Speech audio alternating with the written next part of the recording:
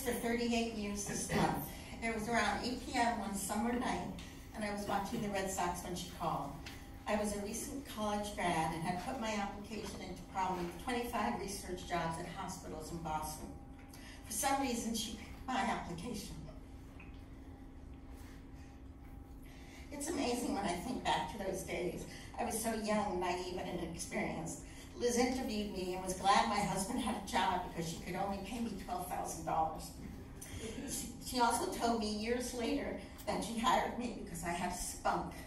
That's why I wore the pink.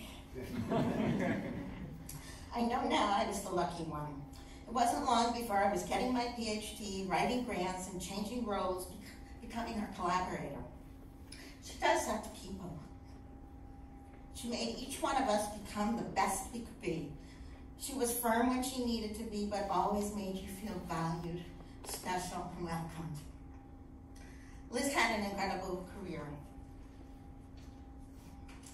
She sat on the NIH study sections, worked with NASA to study neutrophil function in space, been a consultant for molecular probes as she was a whiz with flow cytometry.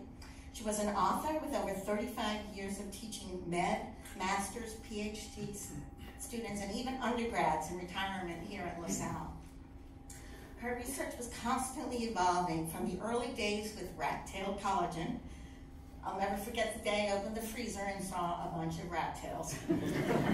She switched from rat-tailed collagen to signal transduction and neutrophils and platelets to Alzheimer's disease and most recently to tuberculosis.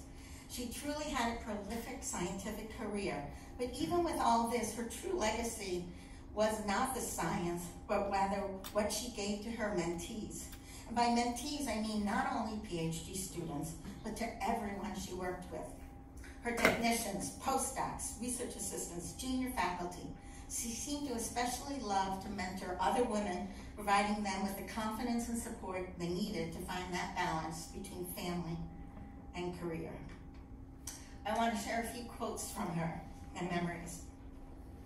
As a teacher and mentor, Liz Simons is by far one of the best teachers that I've ever encountered in over 40 years of learning. She has a gift of elevating the learner to her level, never to belittle their knowledge and understanding, however meager. We all felt blessed to be in her lab, and we were welcome as individuals and as scientists. And another.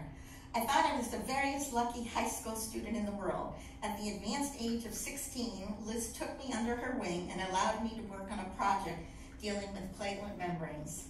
What was she thinking? Outside her family, teaching is her first love. She's amazing to watch as she springs into sixth gear when a student peers with a question. The room brightens visibly as she explains not just the answer, but also makes sure that the why is understood clearly and completely. We all will remember her snacks, her always wanting to feed us, her rich chocolate cakes for birthdays, and which she brought to our Thanksgiving party every year, to the baked goods she brought to lab meetings, which were Monday mornings, and that's what she did to bribe us to get there early, and brownies and cookies to students for exam time. We'll also finally remember days long ago, like what we called the Simons Beach Days, where we'd all close the lab down, go to the beach up in Gloucester. We also have had 32 years of Thanksgiving parties that are still, wonderful. She also had some great expressions. She said, cells are not just little bags of water. She, in fact, wrote a whole book on water. Interactions with smart people make you smarter. And the one we all never will forget are, never forget controls. She was firm but not tough. She said, what do you mean you don't know what your results mean?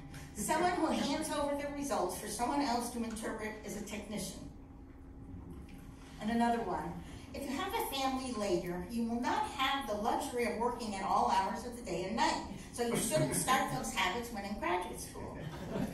If you can't get your work done within working hours, then you are either not working efficiently or you are asking the wrong question. Liz was such an amazing woman. She was a wonderfully loving wife, mother, grandmother, and friend. as well as an exceptional scientist and mentor to all those around her. It was truly a privilege and an honor for me to be part of the Simons Lab family. She changed my life for the better while giving me the skills I needed to build a career. She showed me, and so many others, especially women, how to be a better researcher, teacher, mentor, and parent. She taught us the value of relationships and collaboration while also pushing us to be the best we could be. I was truly blessed to be a part of Liz's world as she so generously shared not just her passion for science, but more so her friendship and her love. I hope that I can continue to perpetuate her memory by modeling her example. She touched the lives of so many, and I truly miss her.